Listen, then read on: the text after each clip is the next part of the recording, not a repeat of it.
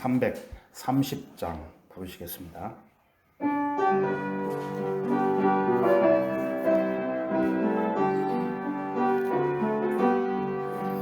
나의 영원하신 기업 생명보다 귀하다. 나의 갈 길 다가도록 주여 동행하소서. 주께로 가까이 주께로 가오니 나의 갈 길 다가도록 나와 동행하소서. 세상 복이 아니함과 명성 원치 않으며 즐겨 고난 길 가도록 나와 동행하소서. 주께로 가까이 주께로 가오니 나의 갈 길 다가도록 나와 동행하소서. 어두운 골짜기를 가며 험한 바다 지날 때 영원하신 하늘 문에 주와 들어가겠네. 주께로 가까이 주께로 가오니 나의 갈 길 다가도록 나와 동행하소서.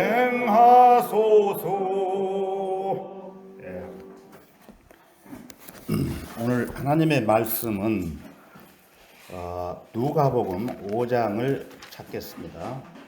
누가복음 5장입니다.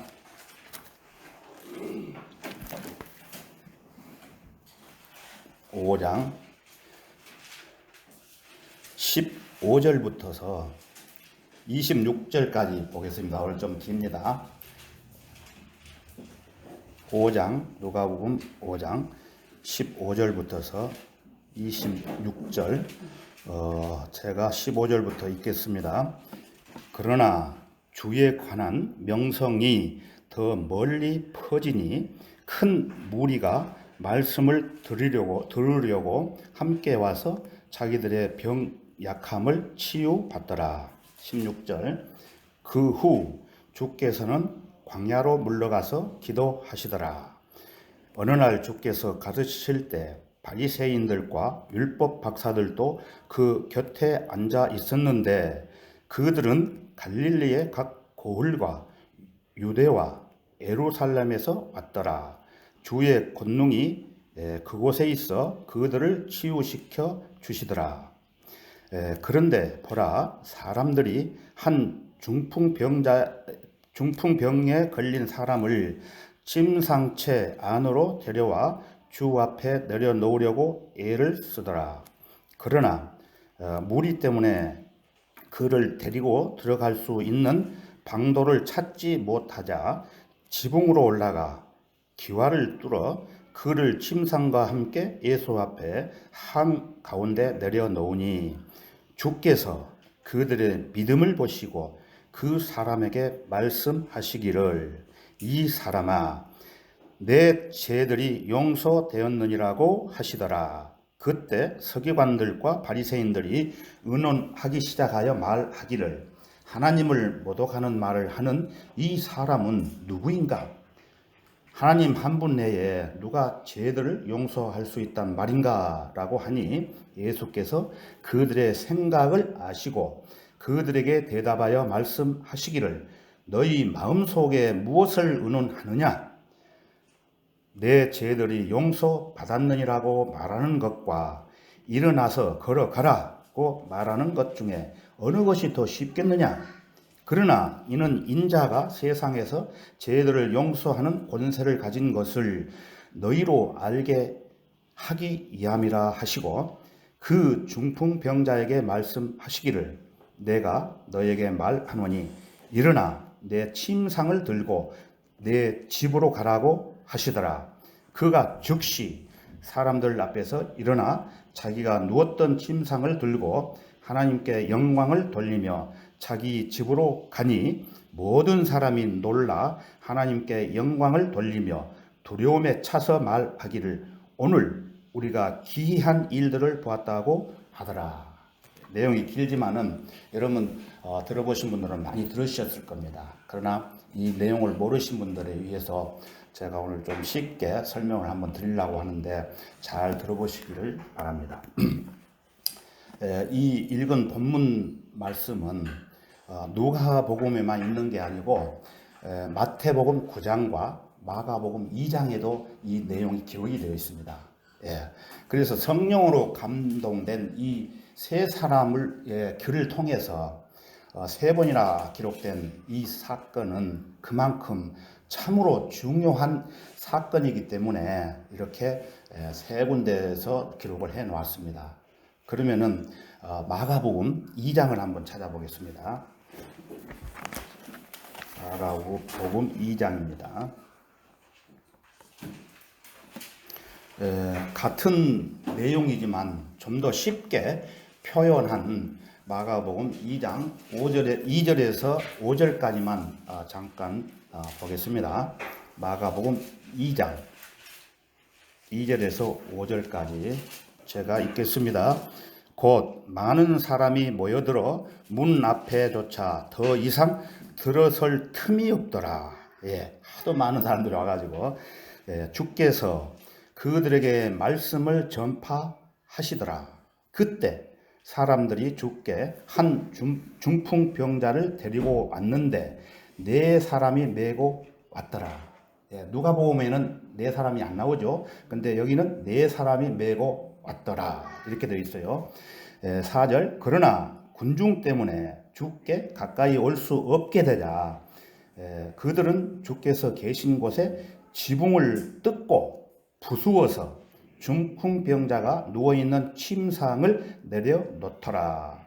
예수께서 그들의 믿음을 보시고 그 중풍병자에게 말씀하시기를 아들아, 여기는 아들아 나옵니다. 아들아, 내 죄들이 용서받았느니라고 하시더라. 상반된 내용이지만은 누가복음하고 약간 자세한 내용들이 이렇게 들어있기 때문에 제가 일부러 읽었습니다. 마태복음도 9장에 가서 보면은 이러한 내용들로 구상이 되어 있는데 시간 관계상 누가복음만 여러분한테 읽어드렸습니다. 그래서 오늘 설교 제목은 네 사람이 메고 온 한 사람이라는 제목으로 여러분들과 한번 살펴보고자 합니다. 우리 주님께서 기도를 마치시고 돌아오셨을 때에 그 많은 무리들이 자기 주위에 있는 것을 보셨어요. 그래서 물론 군중들이 많았던 것만큼 거기에 온 사람들은 아주 다양했습니다. 여러 사람들이 왔겠죠. 그래서 거기는 아주 신실한 그리스도인들도 있었을 것이고 또 여전히 회의적인 생각을 가지고 관망해 보려고 왔던 사람들도 있었을 것이고 어떤 사람들은 예수님의 병 치료하는 능력을 받기 위해서 온 사람들도 있었을 것이고 또 어떤 사람은 예수님을 율법 전번에 보셨죠? 율법학자가 넘어뜨리기 위해서 유도신문 그런 것 나오죠. 그래서 어떤 사람이 예수님을 넘어뜨리기 위한 기회를 찾기 위해서 왔던 사람들도 끼어 있었습니다. 이때는. 그래서 그때 당시도 그랬지만 오늘날 우리 교회에 있어서도 모든 회중들도 이러한 성향을 가지고 있는 사람들이 있습니다. 오늘 어떤 설교자가 구주의 심령과 구주의 능력을 못 입고 있다 할지라도 교회에는 아주 다양한 사람들이 모이게 되는데 제가 한번 말씀을 드리면은 바리새인들과 율법 교사들 같은 자들도 올 것이고 교회는 예리한 비평적 시선을 가지고 틈만 있으면 공격하려고 하는 사람들도 올 것이고 허물을 찾기 위해서 혈안이 돼 가지고 냉혈적인 사람들도 오게 될 것입니다. 우리는 그것을 다 품어야 되겠죠. 교회에서는.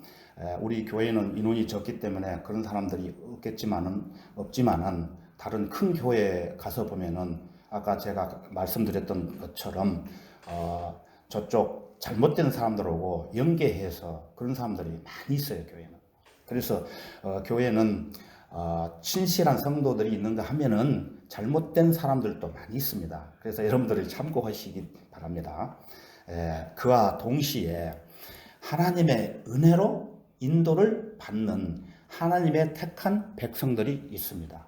구원 받은 사람을 말합니다. 구원 받은 사람은 하나님의 택한 백성들입니다. 구주께서 말씀하시는 그 말을 듣고 그 필요에 따라서 살아가는 삶에 대해서 예수님께서 피로 적절하게 말씀을 하신 내용들이 많이 있습니다. 그래서 오늘 우리가 본문에 본 그 말씀을 보면은 간단하게 중풍에 쓰러졌던 사람입니다. 중풍 환자 여러분 아시죠? 성경에도 이런 내용이 있습니다. 예수님 당시에 사실로 나타난 내용입니다. 이게. 그래서 이 중풍은 서서히 육체가 죽어가죠. 그래서 세월이 가면 갈수록 더 절망적인 상태로 몰아가는 병입니다. 이 병에 걸린 사람은 신경 능력이 망가져가지고 움직이는 능력이 완전히 멈춰버리기 때문에 그러나 생각하는 기능은 남아있죠. 살아있죠. 그 광도가 온몸이 묶여가고 있었지만은 이 혀는 살아있지 않습니까? 그래서 그 자기 혀로 얘기를 했을 때 구원을 받지 않습니까? 주여, 주께서 주의 왕국에 임하실 때 나를 기억하소서. 그 말 한마디에 뭐냐? 네가 너와 나와 함께 낙원에 있으리라. 그 말씀으로 구원을 받고 바로 그 강도는 큰 은혜를 받고 하늘나라에 갔던 것이죠. 이 중풍병자도 마찬가지예요. 움직일 수가 없어요. 자기는 도저히. 이 사람이 전신 마비라는 중풍에 걸려 있기 때문에 4명의 사람들은 그를 황급히 구주 앞으로 메고 가야 되겠다는 생각이 들었던 것입니다.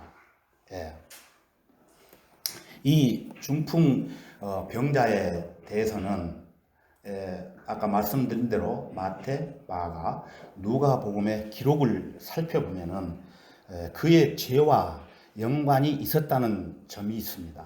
내용을 깊이 살펴보면은 그래서 그는 중풍에 걸려 있을 뿐만 아니라 분명한 회개의 조짐을 보이고 있었다는 것입니다. 그래서 그의 마음은 육체만큼이나 심한 압박을 받고 있었고 또 그는 죄책감에 시달리면서 하나님께서 자비를 베풀어 주시는 것 밖에는 자기에게 다른 소망이 없다는 것을 알고 있었던 것입니다. 그 사람은 자신의 육체가 다시 회복되기를 바라는 소망보다는 또 영적인 복락에 대한 소망을 가지고 있었을 수도 있었을 것입니다, 여러분. 저는 그렇게 생각을 해요.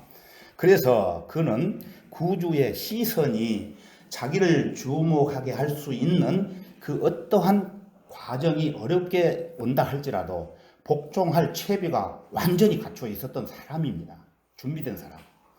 그래서 우리 구주께서 그를 보시고 그에게 아까 마가복음에 읽었던 아들아, 네 죄를 용서를 받았느니라 이렇게 먼저 말씀을 하시고 그 후에 그 중풍병자에게 말씀하시기를 일어나 내 침상을 메고 네 집으로 가라 이렇게 했어요. 그렇게 1번이 있고 2번이 있어요. 같은 말씀을 동시에 전한다 하지만은 그래서 이런 것들은 먼저 우리 그러니까 성경에 보면은 너희가 먼저 그 나라와 그 의를 구하라. 그러냐면 이 모든 것을 너희에게 더하시리라. 그 말씀하고 연결되는 말씀이에요. 그러니까 우리가 먹고 살고 병 낫기 위해서 교회 나오고 그런 게 아니고 네 죄를 용서함을 받았느니라. 그 죄를 용서함을 받음과 동시에 모든 것이 다 해결돼 버려요. 그러한 맥락으로 또 보시면 돼요. 자, 그러면은 우리가 첫 번째 이 교훈을 통해서 찾아볼 요점을 이제 말씀을 천천히 드리면은 우리가 복음을 전하는 일에 있어 한 사람의 개인적인 노력을 통해서 예수님께로 인도할 수가 있겠죠. 개인적으로 내 사람이 아니고. 그래서 온전히 구원받기 전에 몇몇 사람들이 함께 일하며 돕는 것이 필요할 경우가 있다는 것입니다. 이 중풍병자는 복음서 기자인 마태가 말하는 대로, 아까 읽어본 말하는 대로 네 사람에게 떠매여 주님께 왔습니다. 네 사람은 그를 필요가 있었습니다. 그가 누워있는 침상에 네 기통이를 하나씩 들고 그를 메고 가야만 했기 때문이에요. 이 본문에서는 한 사람을 도구로 해서 인도를 받는 경우가 아닌 다른 경우가 있음을 우리가 보아야 됩니다. 이 경우를 보면은 두세 사람 또는 네 사람이 거룩한 그 짝이 되어서 이루어서 같은 심정을 가지고 또 영혼의 고뇌를 함께 느끼며 이 한 가지 목적을 위한 공동체를 형성할 결심을 갖고 있었던 것입니다.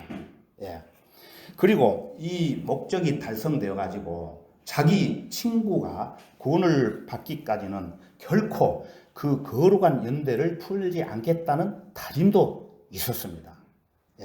이 환자는 한 사람을 통해서는 구주께 나아가기가 힘들었기 때문에 마음을 함께하는 네 사람의 힘이 필요했던 것입니다. 그렇지 않으면은 그는 치료의 장소에 갈 수 있을까요? 없죠. 스스로 갈 수가 없던 사람이에요. 우리도 이 원리를 적용해야 된다고 합니다. 그래서 이런 교훈을 우리한테 주기 위해서 이런 말씀들이 우리한테 주어진 것입니다. 그래서 그 마태, 마가, 누가가 굉장히 중요한 내용을 세 군데에서 이것을 말씀을 설명하고 있는 것입니다. 자, 여러분, 이 병든 사람의 침상을 네 사람이 담당해서 예수님 앞으로 끌고 가듯이 여러분의 부모님 계시죠? 구원 받지 않는 사람들, 또 여러분들이 사랑하는 자녀들, 친구들, 이 침상에 놓여가지고 나 혼자 못 가면은 교회 성도들과 함께 가자, 이런 얘기를 할 수가 있죠. 구주께 나가지 않으시렵니까, 여러분? 나가야 되겠죠. 그리고 여러분이 오랫동안 생각했던, 기도했던 또 사람이 있을 거예요. 머릿속에 어떤 사람. 그래서 그에게 말을 해보고 또 적절한 수단을 다 써보았지만은 아무 효력이 없었기 때문에 아마 여러분은 그 사람에게 위로의 말만 했을 수도 있습니다. 저도 이런 경험이 있습니다. 제주도 전도 집회 때 와라, 다 대줄게 와라 해도 노 하는 사람도 있었어요. 그러나 내 개인적으로 그 사람을 움직이지를 못했어요. 그래서 그 사람의 양심이 요구하는 정확한 진리를 그에게 전하지 못했을지도 모릅니다. 그러니 더 많은 도움을 구해야 되겠죠. 여러분이 단지 위로의 말만 했다면은, 자, 두 번째는 협력자인 다른 형제가 가서 그에게 교훈적인 말을 할 수도 있습니다. 어쩌면 그 형제가 가르치는 교훈적인 말이 은혜의 방편이 될 수도 있기 때문입니다. 그러나 그 교훈마저도 위로보다는 더 나은 효과를 내지 못할 경우가 있습니다. 그러면은 누가 가야 되겠습니까? 세 번째, 협력자를 요청할 필요가 있겠죠. 세 번째 협력자는 권면을 통해서 인상 깊은 말을 하거나 경고를 할 수가 있습니다. 이 세 번째 과정은 대단히 필수적인 과정일 수 있습니다. 이미 그 현장에 있었던 앞선 두 사람이 그에게 균형 잡힌 권면을 했을지도 모릅니다. 그래서 그 권면이 저절로 그 사람의 마음을 심하게 찌를 수도 있었고, 아니면 그 권면만 듣고는 오히려 마음에 선입견이 생길 수도 있습니다. 또 이처럼 여러분 셋이 함께 주님의 손에 합당한 도구로 들어질 수 있습니다. 하지만 여러분 셋이서 행복하게 조합을 이루었다고 해도 아직 그 불쌍한 영혼 중풍병자에게 구원하는 효력을 가져올 수 없다는 것도 생각을 하셔야 됩니다. 그럴 때 이때 네 번째 사람이 필요하겠죠. 그는 여러분 셋보다 더 깊은 애정을 가졌거나 아니면 여러분보다 그 환자의 경우에 더 잘 들어맞는 체험을 했을 수도 있습니다. 네 번째 사람은. 따라서 네 번째 사람이 와서 여러분과 함께 일한다면 얼마나 좋은 결과가 있을 수 있겠습니까? 상상을 한번 해 보십시오. 상상에 맡기겠습니다. 그 네 명의 동료가 합심해서 성령의 능력을 따라 한두 명이나 세 명이 합심해서 해낼 수 있던 일을 성취할 수도 있겠지만은 때로는 다음과 같은 일이 일어날 수도 있습니다. 그 바울 잘 아시죠? 한 사람의 그 바울의 설교를 들었을 때에 그 바울의 그 분명한 교리는 그 사람의 지성을 밝혀주기는 했지만 그의 양심을 깨우지는 못할 수도 있습니다. 자, 그러면은 또 성경에 나오는 아볼로 아시죠? 아볼로의 설교를 두 번째 듣습니다. 그 연설가의 유창하고 열정적인 호소는 그의 마음을 뜨겁게 했지만은 그의 교만은 꺾지를 못했습니다. 자, 그 후에 누가 가냐면은 게바의 설교를 듣게 됩니다. 이제 뭐 구원받게 하려고 이 사람 저 사람 설교를 듣게 하겠죠. 그 예를 들어서 말씀드린 거예요.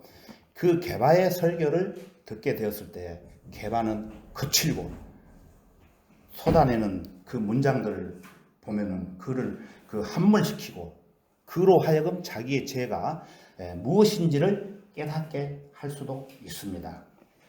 깨닫게 합니다. 또 그러나 믿음으로 말미암아 기쁨과 평안을 얻을 수 있기 위해서는 요한의 달콤하고 애정 어린 말씀을 들을 필요가 있는 것입니다.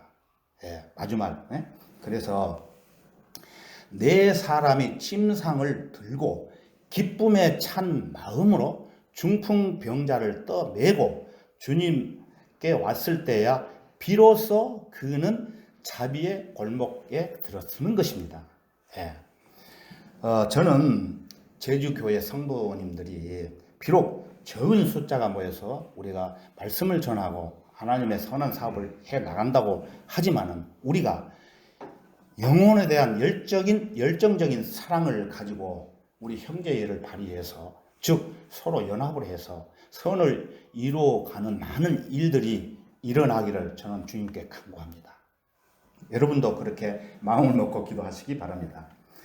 우리가 분명한 목적을 앞세우고 합심하여 기도하고 그 다음에 가장 그럴듯한 방식을 동원해서 그 목적을 추구해 나가야 됩니다. 어렵다고 자포자기하면 안 됩니다. 오늘 본문에 네 사람의 사랑의 수고의 하나가 되어가지고 그 사람의 구원에 대한 강한 애정을 가지고 그 일을 충실하게 해냄을 여러분은 기억해야 하십니다. 틀림없이 그들은 어려움 때문에 뒤로 물러설 사람들이 아니었습니다. 그들은 온 힘을 다 기울여서 그 사랑스러운 침상을 어깨에 맸습니다. 그리고 그 일이 성공하기까지 그 자세를 버리지 않고 견지했던 것입니다. 그들은 강인한 필요가 있었던 것입니다. 강한 힘이.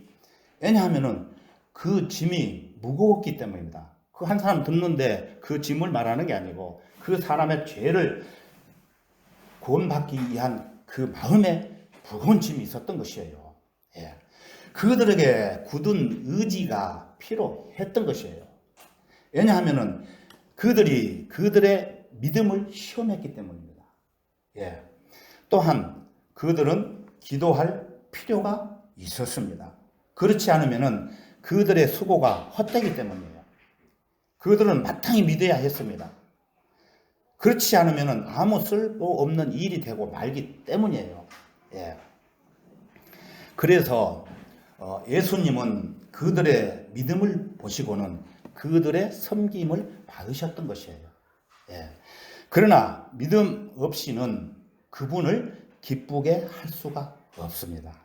예. 우리는 어디에서 이들과 같은 4인조 팀을 만날 수가 있겠습니까? 이 교회 아니면 만날 수가 없어요. 예. 만약 오늘 여기에 이러한 중풍병자가 누워 있다면은 여러분 어떻게 하시겠습니까? 우리 모두가 4인조처럼 그를 메고 주님 앞에 가야 되는 것이에요. 이게 교훈이에요. 예.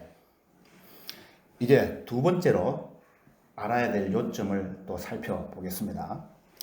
그것은 앞에서 말한 경우처럼 계획이 완성되기 전에 많은 생각이 필요한 경우들이 있다는 것을 알아야 됩니다. 우리가 작전 개시하기 전에 작전을 전부 이렇게 취합해가지고 어떤 작전으로 할 건가 그 작전이 있죠. 그래서 이 네 사람은 중풍병자의 치료를 가능하게 할 방도가 이 네 사람, 그래서 무엇인지 대해서 틀림없이 서로 의견이 일치되었던 의견이 있습니다. 한 영혼을 구원받게 하는 것은 그를 예수님께로 데리고 가야 한다는 생각밖에 없었어요. 목적은. 어떻게 해서든지, 즉 끌고 가든 메고 가든 구주가 계신 곳으로 그를 옮겨야 한다는 생각만 있었던 거예요. 그것을 의심할 여지 없는 사실이에요. 이게 그 복음서에 나와 있지 않습니까? 이런 내용들이. 그러나 문제는 어떻게 그러한 일을 하느냐는 것이에요. 옛 속담에 뜻이 있는 곳에 뭐가 있죠? 길이 있다. 이런 말이 있지 않습니까? 영적인 일에 그런 속담을 빌려 쓴다 해도 별 문제가 없다고 저는 생각합니다. 주의하거나 가감 없는 곳 없이 뜻이 있는 곳에 오직 길이 있는 것이에요. 만일 하나님의 은혜로 말미암아 어떤 특별한 영혼을 위해서 깊은 염려를 하도록 부르심을 받은 사람들이 있다면 그들은 그 영혼을 예수님께 데리고 갈 방도가 있음을 기억해야 됩니다. 캐션 마크가 붙겠죠. 그러나 많은 생각을 하기 전까지는 그 방법이 저절로 나타나지 않습니다. 실제 생각을 해야 나타나는 것입니다. 이런 경우는 마음에 이런저런 방도가 인상 깊게 떠오를 수가 있겠죠. 목적을 향해서 생각을 하면은 또는 비상한 방식이 떠오를 수 있습니다. 즉 일반적으로 잘 사용되지도 않고 성공할 것 같지도 않는 그런 방식 있지 않습니까? 저는 감히 말하고 싶습니다. 이 본문 속에 나오는 네 사람은 이른 아침에 이런 생각을 했던 것입니다. 그래서 우리가 이 중풍병자를 구주께 데리고 가자. 그래서 정상적인 문을 통해서 집으로 들어가자. 이렇게 말을 하고 출발했던 것이에요. 그런데 이 내용을 읽어보니까 어떻게 됐습니까? 그 수많은 사람들이 에워싸가지고 갈 길이 없었죠. 그들이 그렇게 하려고 그 집에 도착했을 때는 예수님 계신 곳에 이미 수많은 사람들이 길을 에워싸고 있어가지고 문턱을 넘어갈 수가 없었어요. 그래서 그들은 그 군중들에게 길 좀 비켜달라고 간청도 해보았지만 허사였습니다. 그 많은 군중들도 이 네 사람이 메고 간 중풍병자의 생각과 같이 예수님 앞으로 서로 그냥 메고 가려고 했기 때문에 비켜줍니까? 안 비켜주죠. 그래서 그 집으로 메고 가려고 했는데 도저히 메고 갈 수가 없어서 그들은 그 틈을 빠져나와가지고 밖으로 나왔던 것이에요. 그래서 자, 우리가 여기서 안 가면 안 된다. 운운하자 해가지고 운운을 했던 것이에요. 그래서 평범한 방식으로는 그 한자를 그 예수님이 계신 곳으로 들여다 앞에 내려놓을 수가 없기 때문에, 불가능하기 때문에 여러분 오늘 읽은 중풍병자가 네 사람이 메고 어디로 갔습니까? 예? 지붕으로 올라갔잖아요. 지붕. 예. 그런데 여러분 지붕에 보면은 여기 보면은 기와 지붕을 허물고 그 환자를 내렸다고 했잖아요. 여러분 자 우리 고영재님한테 한번 질문 드릴게요. 우리 제주도의 지붕이 어떻게 돼 있어요? 45도 각도로 지붕을 그 기와를 올릴 때에는 뭘로 하죠? 시멘트, 콘크리트 넣어가지고 공구를 해가지고 물이 안 서게 해가지고 그 기와를 올리죠. 예. 그러면 그 생각하면은 성경이 거짓말을 해? 이렇게 말할 수도 있어요. 예. 저도 몰랐을 때는 이상하다. 이놈은 성경에 기와를 뚫고 내렸다는데 뭐 무슨 이런 일이 있어? 이렇게 생각할 수 있습니다. 여러분 충분하시죠? 그 생각. 예. 그런데 저는 한 15년 전에 이스라엘 성지 순례 때 그 지붕을 한번 봤어요. 가이드가 설명을 쫙 하더라고요. 우리나라의 지붕하고 그 이스라엘의 유대인들의 지붕하고 틀리는 것이 뭐냐면은, 제가 실제 보고 왔어요. 우리 세연님하고 같이. 그 지붕에 우리 같이 이렇게 안 하고 평면으로 만들어 가지고 콩구리를 안 하고 나무 판장, 나무로 이용해 가지고 평면도를 이렇게 만들어요. 그래 가지고 거기에다가 지붕 기와를 올려놔요. 가능할까요? 뜯고 내리는데 그거는 우리 윤 형제님 같으면은 금방 한 30분도 안 돼가지고 뚫어가지고 내릴 거예요. 예, 그 네 사람 중에 그런 사람이 있었던 것이에요, 여러분. 그걸 생각하셔야 돼요. 예.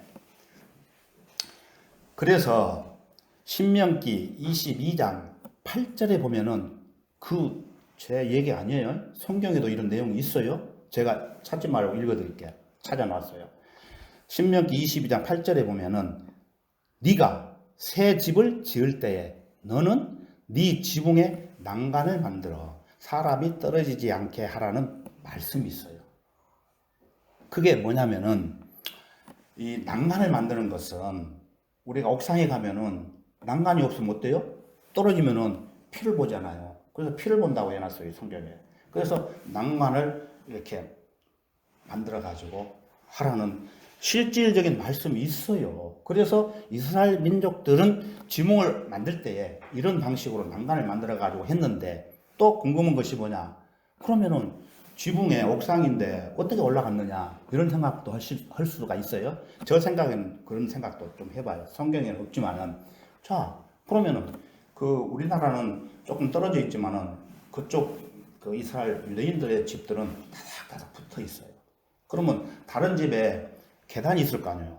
계단 올라가가지고 그 지붕에서 그 지붕으로 건너가는 사다리만 놓으면은 그냥 할 수가 있는 거예요.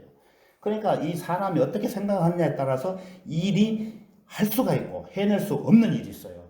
저도 이 집을 지어보면은 이 기술자하고 이 얘기를 하면은 불가능해, 안 돼. 그런데 이래 하면 되지 않느냐 하니까 이 지붕이 처음에는 이렇게 낮았어요. 근데 가만히 생각해 보니까 지붕이 낮으면 이만큼 오면은 어떻게 촬영도 하고 하겠어요? 안 돼요. 자, 요 처마를 끊어가지고 올려가지고 하자 하니까 얼마나 멋진 건물이 됐지 않습니까? 이게 하나의 여러 사람이 모여서 의논을 할 때에 지혜로운 이런 얘기들을 할 수가 있고 방법이 생기는 것이에요. 예. 예. 맞죠? 예. 그래서 그들이 지붕을 뚫고, 예? 병자를 내려온다는 그 아이디어는 정말로 누가 상상할 수 없는 기발한 아이디어였습니다. 그 많은 사람들이 그 생각했으면 야 지붕 뚫고 올라가자 했는데 못했잖아요. 근데 그 네 사람은 믿음이 합심해가지고 그 중풍병자를 살리기 위해서 그런 힘이 나오고 그런 지혜가 있었던 것이에요. 우리도 이것을 이 세상 살아가면서 참작을 해야 된다는 그런 교훈이 있는 거예요. 예. 그러한 것을 가르쳐 주기 위해서 말씀이 우리한테 주어진 것입니다.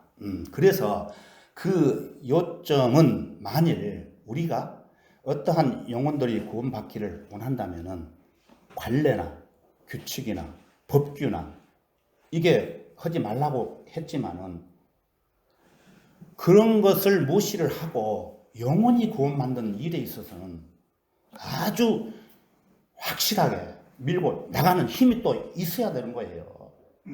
우리 사는 목적이 뭐예요?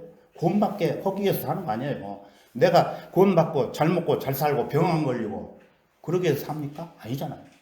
내가 받은 그 기쁨을 많은 사람들한테 보여주고 또 그 일로 통해서 내가 저 셋째 하늘에 가서 하나님의 보좌가 있는 우편에 앉아 계신 예수님이 너희들 어떻게 살고 왔느냐 한번 보자 해가지고 프로그램을 돌려요.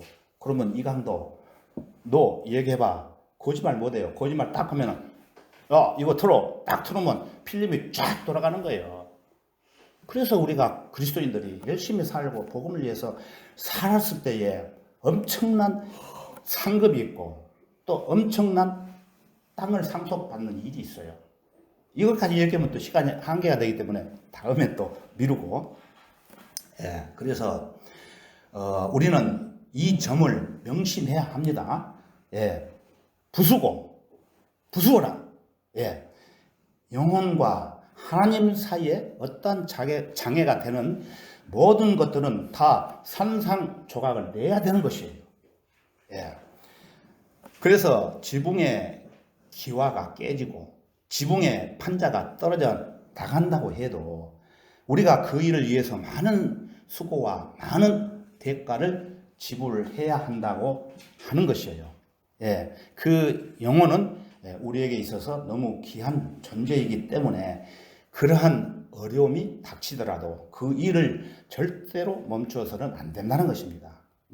매우 어려운 문제들이 가는 길은 방해하더라도 어려운 길이 우리가 가는 길을 방해하더라도 만일 어떤 방법이 있다면은 그 사람을 구원할 수 있다면은 그것이 바로 우리의 정책입니다. 정책. 그렇게 생각했기 때문에 그 일은 그 사람들이 착수되었고 목표를 달성했던 것이에요.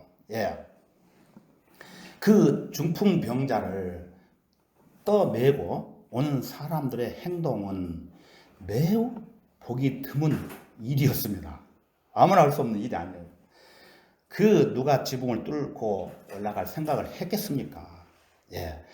그 병든 자를 정말 사랑하고 그에게 진정한 유익을 끼치고 싶어서 견딜 수 없는 사람들이 아니라면은 누가 그런 생각을 하고 그런 일을 하겠습니까? 하나님께서 허락하시어 우리도 영혼을 구원하기 위해서 성도들과 함께 그런 독특한 생각을 가지고 마다하지 않고 전진해야 될 것입니다.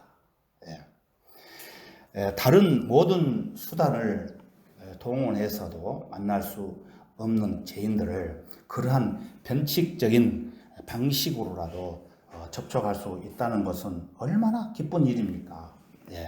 결국 그 네 사람의 친구가 선택한 그 방식은 그들이 할 수 있는 한도 내에서 가장 또 합당한 것이었어요. 그들이 할 수 없는 일을 또 하겠어요? 그들이 할 수 있는 일을 해내는 것이에요. 그 자리에서. 그들은 매우 강한 사람들이었다는 것을 저는 알 수가 있습니다. 그 방식은 정확하게 그들의 능력에 맞는 것이었어요.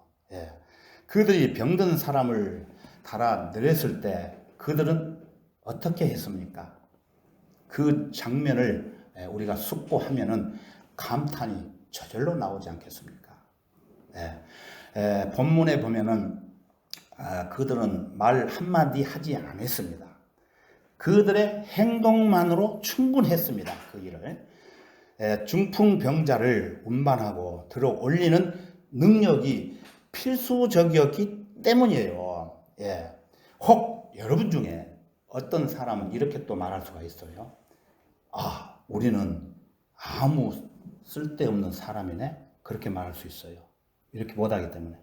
그러면 설교라도 할 수 있으면 좋을 텐데 또 이렇게 말할 수 있어요. 하지만 이 4명의 사람들은 설교를 할 수 있는 상황이 아니었습니다. 왜냐하면 그들은 설교할 필요가 그 당시에 없었습니다.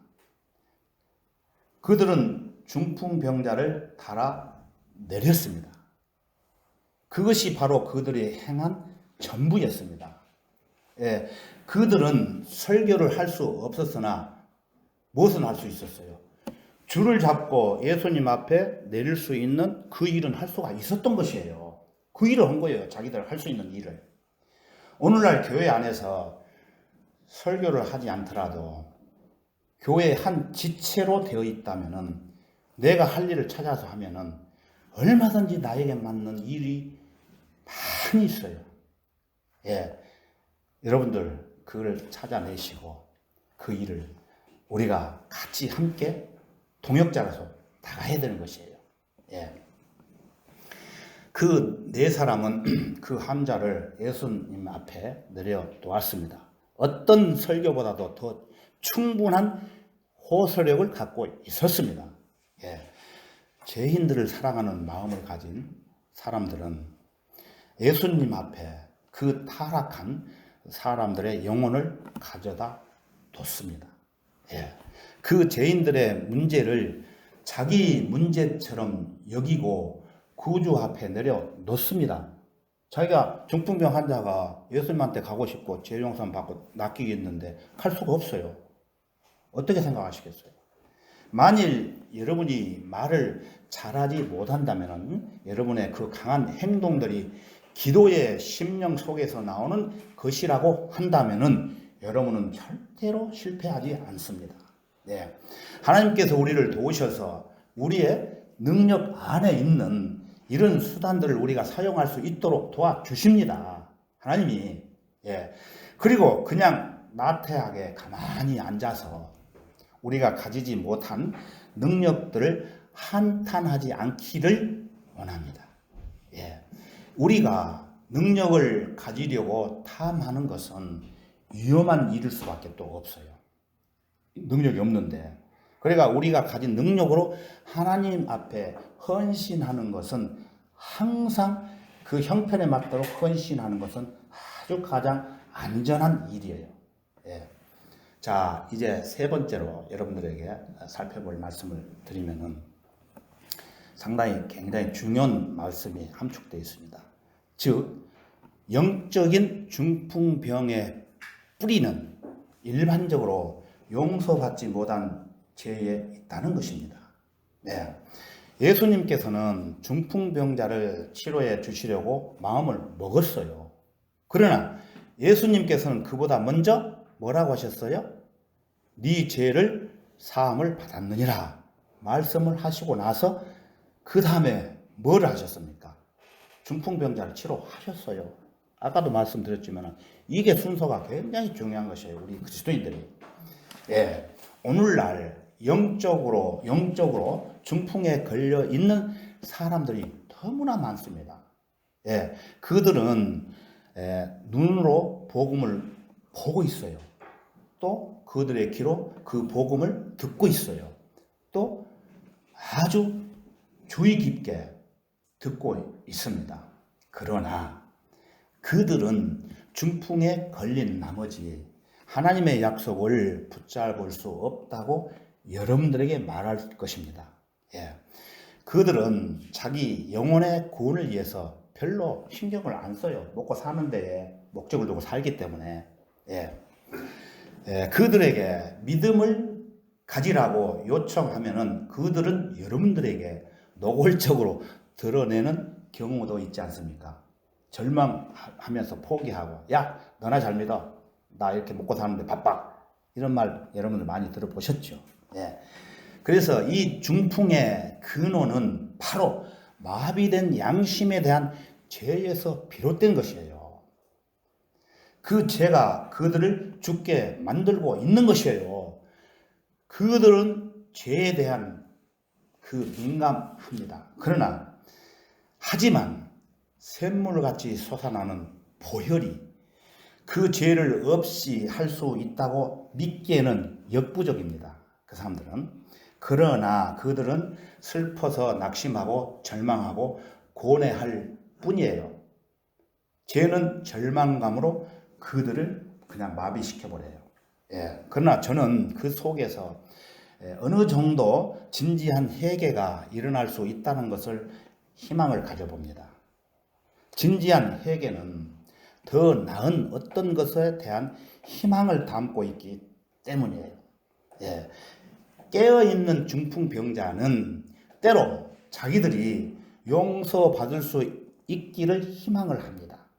예. 그러나 그들은 쉽게 믿지를 못해요. 예. 그래서 기뻐할 수도 없고 자신들을 예수님께 맡길 수도 없는 것입니다. 예. 그들은 전적으로 무기력한 상태에 있기 때문이에요. 예. 자, 다시 말씀드리지만 그 중풍병자의 근본 마음 속에는 아직 용서받지 못한 뭐가 있습니까? 죄가 있는 것이에요. 예. 저는 간절히 구주를 사랑하는 여러분에게 간청을 드립니다. 이 중풍병자들이 용서받는 일에 성도 여러분의 도움이 간절히 필요한 것입니다.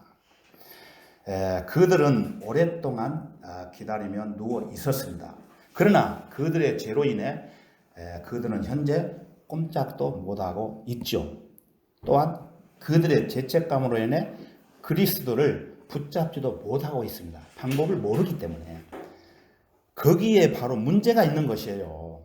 이런 경우들에 대해서는 저는 여러분에게 도움을 간절히 촉구하는 바입니다. 예. 자, 그러면 이제 네 번째 요점을 주목해 보려고 합니다. 그것은 예수님께서 단 한순간에 죄와 중풍을 제거하실 수 있었다는 점이에요. 한순간에 그리스도께서 사람을 떠먹여 온 것은 그 네 사람의 임무였습니다. 그리스도께. 그러나 그들의 힘으로는 더 이상 나아갈 수가 없어요. 더 이상 더 못해요. 메고 왔다 뿐이지. 그 죄인을 구주 앞에 데리고 나오는 것은 우리의 할 일이에요. 할 일. 예, 거기까지는 우리가 할 수 있는 일입니다, 여러분. 예, 우리의 힘이 다할 때 그리스도께서 그때 시작을 하시는 것이에요.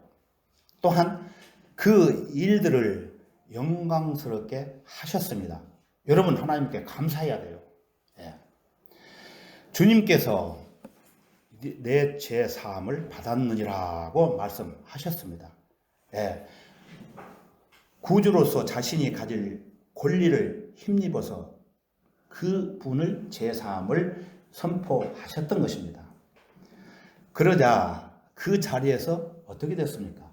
즉시 불쌍한 사람의 죄들이 종지부를 찍었고 그는 하나님 앞에 의롭다 하심을 받았습니다. 예.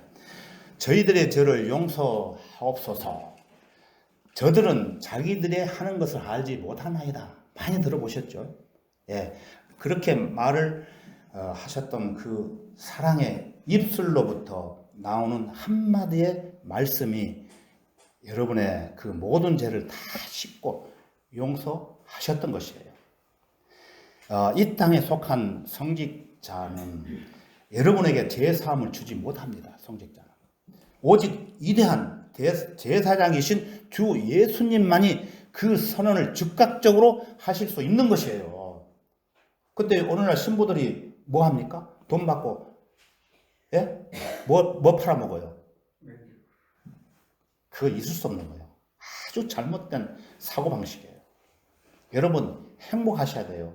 이런 올바른 진리를 믿고 따라가는 교회 속에서 살아간다는 것은 정말 큰 복을 받은 것이에요. 실제.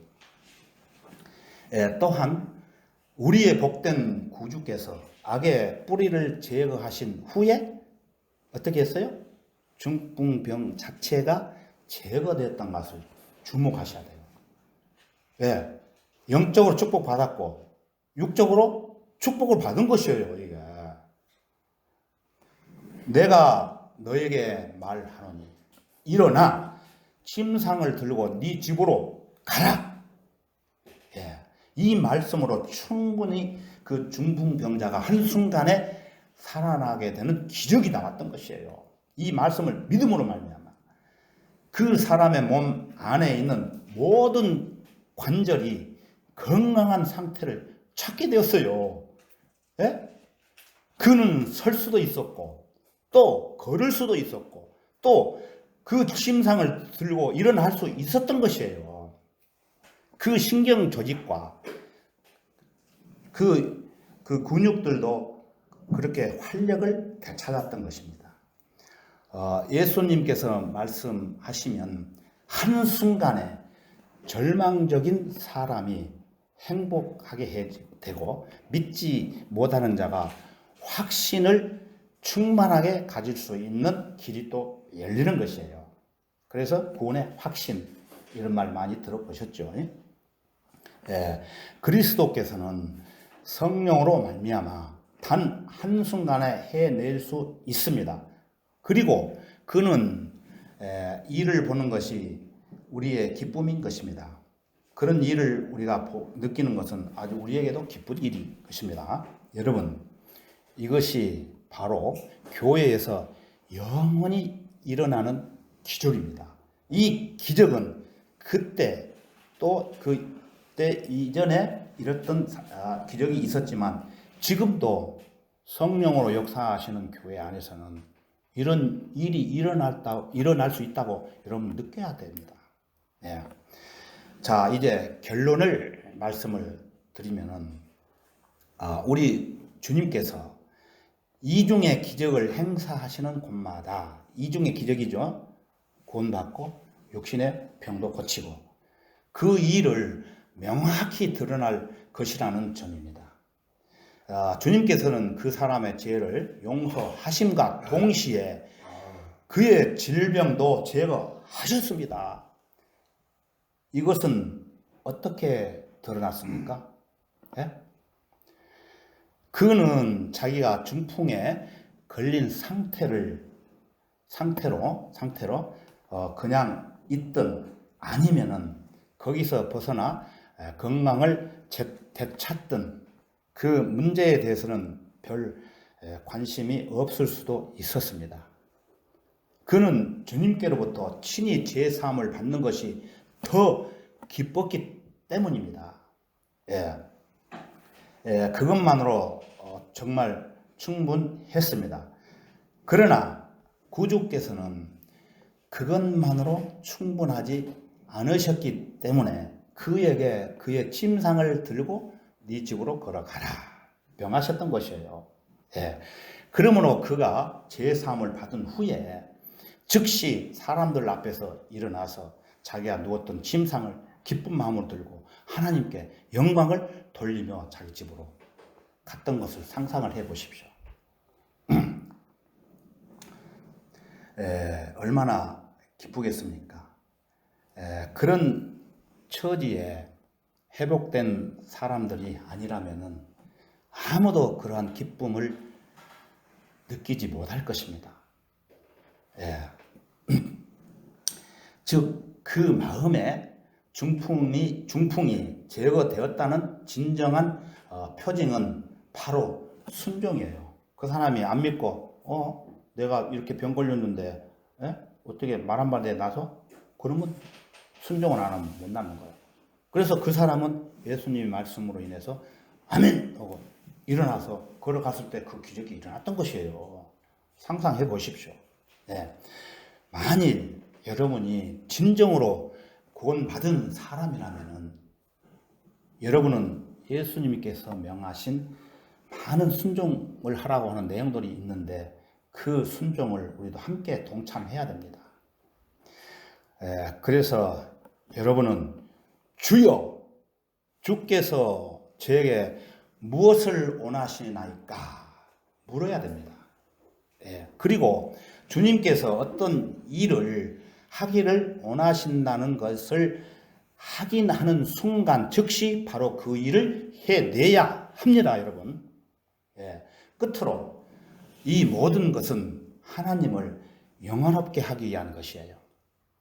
이 네 사람은 하나님께 많은 존귀를 돌려드렸고 예수님께 많은 영광을 돌려드리기 위한 간접적인 도구였습니다. 그리고 저는 그 지붕 꼭대기에 올라간 바로 그 마음으로 인하여 그들이 하나님을 영화롭게 하였다는 것을 확신합니다. 침상에 누워있는 자기 친구에게 그처럼 많은 섬김을 헌신을 하는 사람들은 참으로 주님 앞에 가면 행복해요. 이 세상은 어렵고 힘들다고 생각을 할 수 있지만은 그 밖에 또 누가 하나님을 영화롭게 하는 일에 가세했습니까?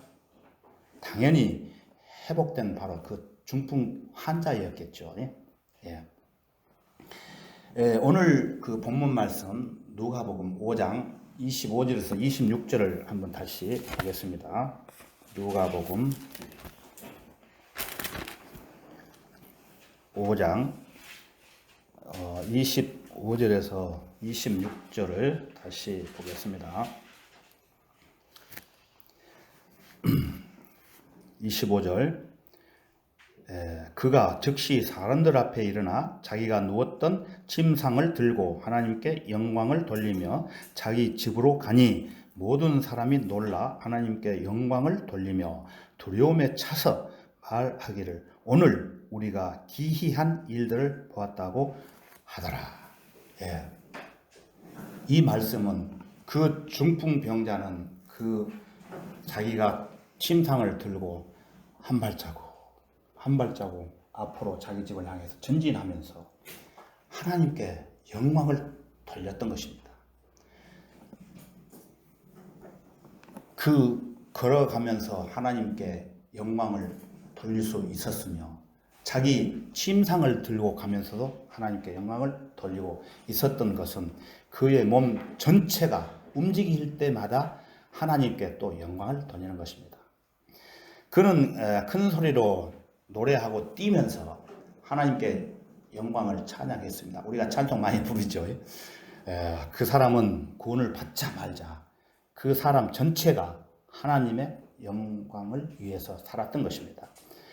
그는 자기의 모든 부분, 즉 영과 홍과 몸 안에서 자라는 새 생명을 직관적으로 느꼈던 것이에요. 그는 이제 하늘의 기업을 상속으로 받은 사람으로서 자기를 그 가족으로 받아들여 주신 위대하신 하나님께 영광을 돌렸던 것이에요.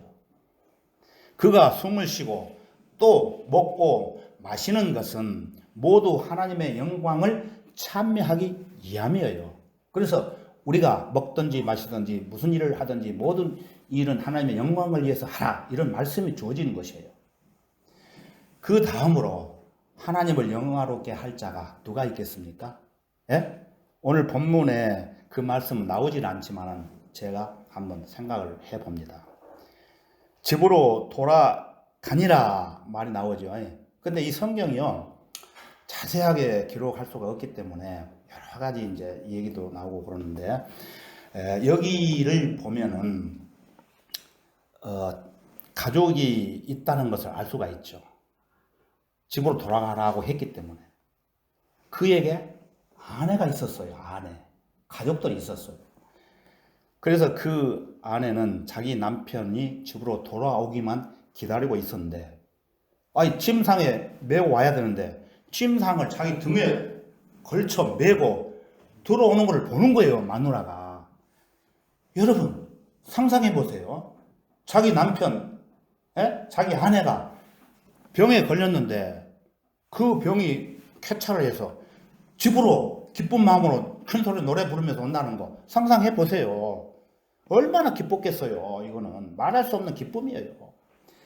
그래서 자기의 사랑하는 남편을 치료해 주신 그 마누라는 주 여호와를 얼마나 노래하고 찬미를 하기 시작했던 것을 알 수가 있지 않습니까, 여러분?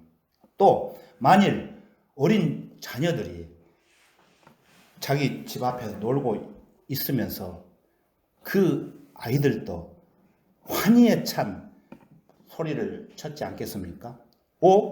저기 아버지가 오네? 그런데 걸어오시네? 침상을 등에 메고 걸어오시네?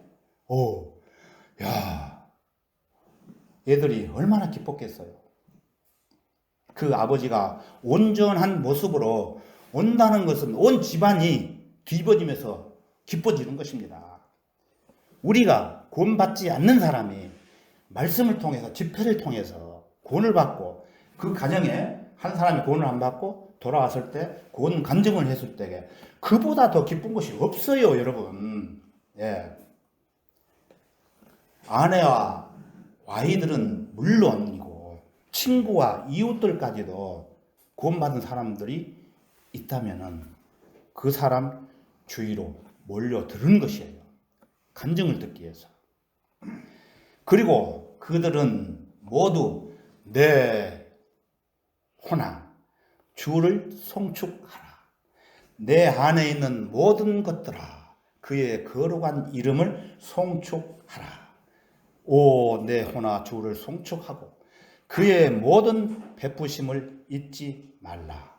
그는 내 모든 죄악을 용서하시며 내 모든 질병을 치유하신다는 시편 9절을 노래하기 시작을 했던 것이에요. 나중에 시편 103편 1절에서 3절을 참고해서 보시기 바랍니다. 자, 그러면은 그 중풍병자는 이 시편의 9절을 어떻게 노래했을까요? 먼저는 죄사함을 받는 것을 즐거워했을 것이고 그 다음에는 자기 몸이 치료받은 것을 다른 사람보다도 본인이 먼저 기뻐했다는 것입니다.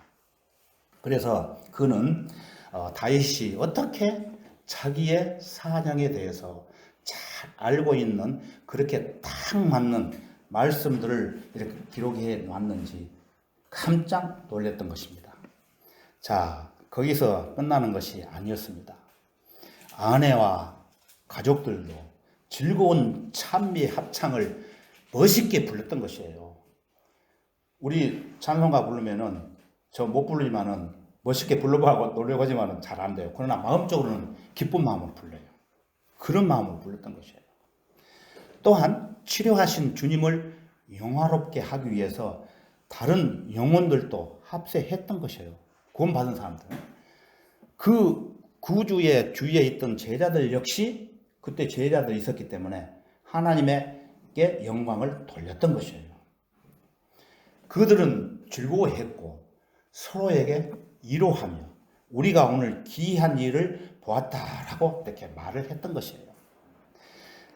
교회 전체는 한 죄인이 구원을 받을 때에 거룩한 찬미로 가득 차게 되는 것입니다. 그래서 하늘에 계신 하나님도 기뻐하십니다. 100마리의 양이 있는데 99마리가 있고 1마리가 길을 잃고 헤맬 때에 그 양을 찾아올 때에 기쁜 마음이 있듯이 그러한 심정으로 우리가 찬송을 부르고 기뻐해야 되는 것입니다.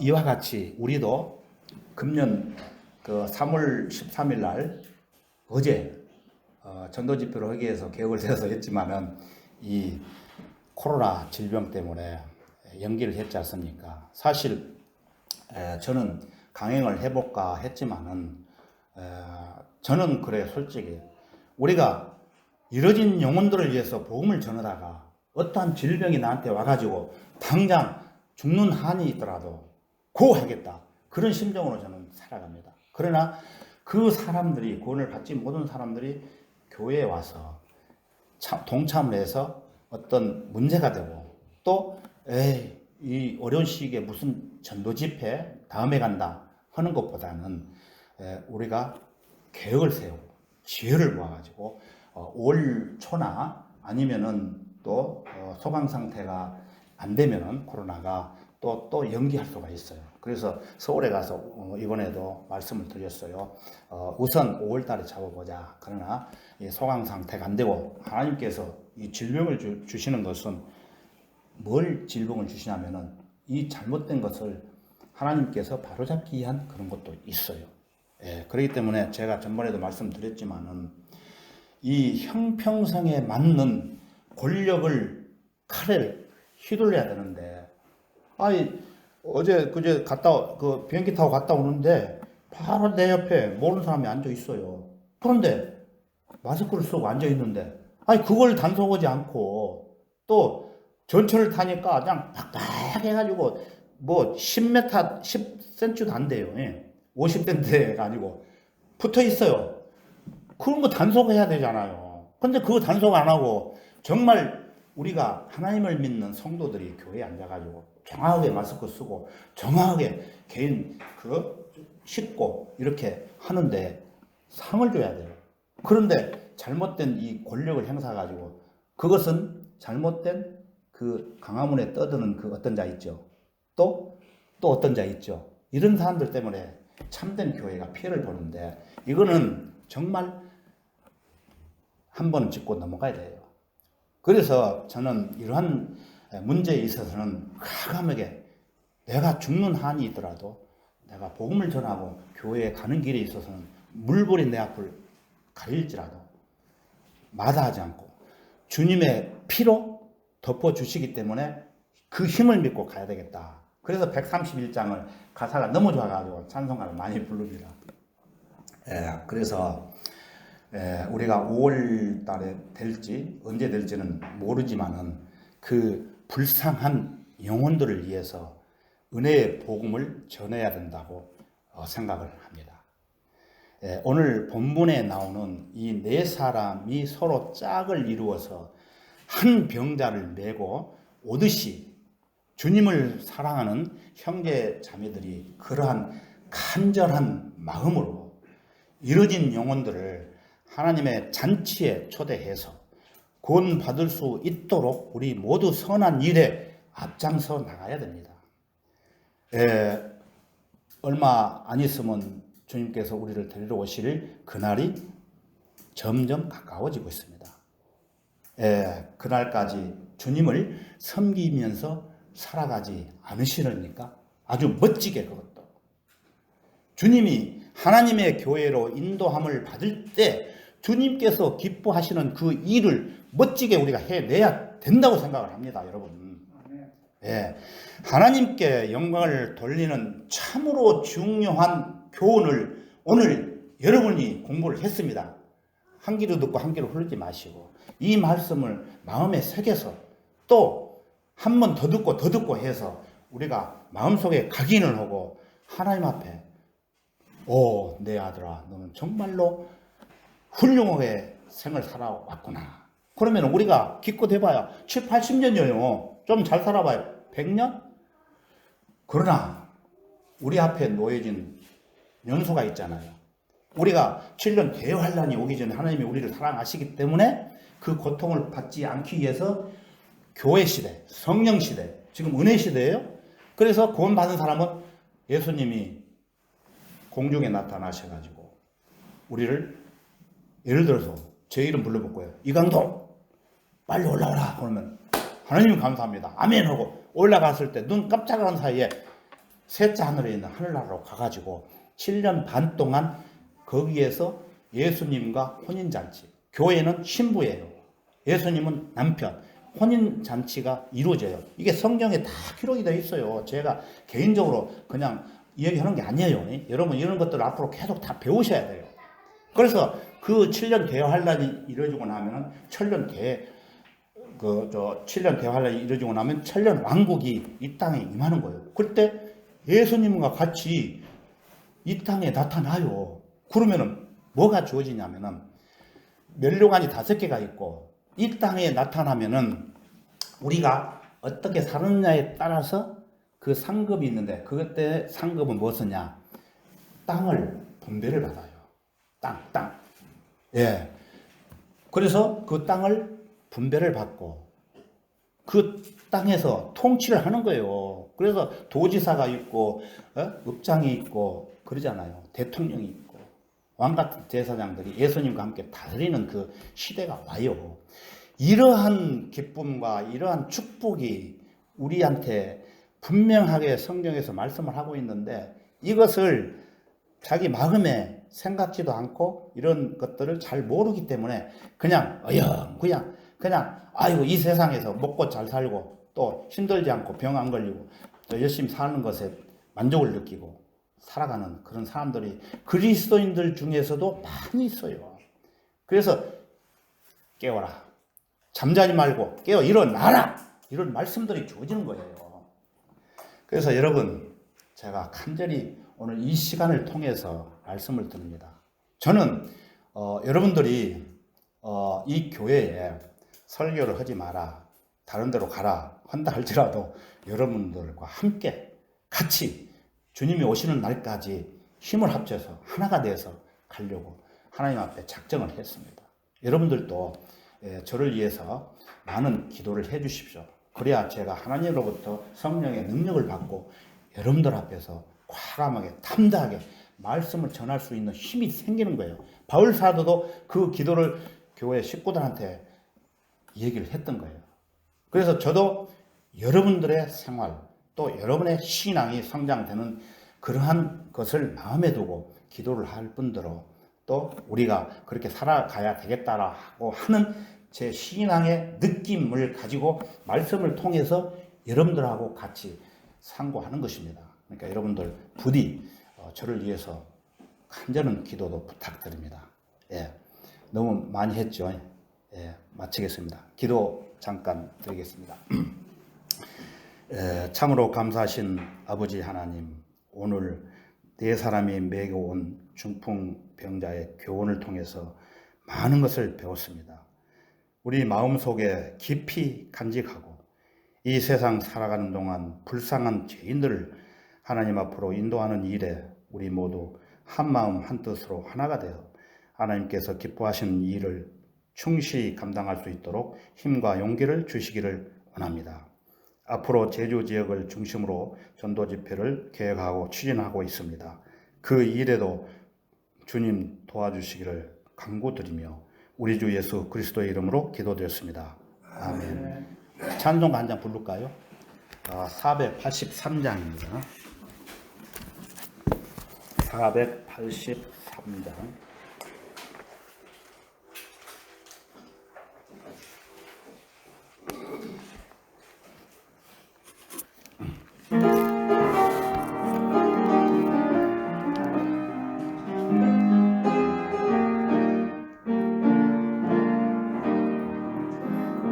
눈을 들어 하늘 보라, 어지러운 세상 중에 곳곳마다 상한 영의 탄식 소리 들려온다.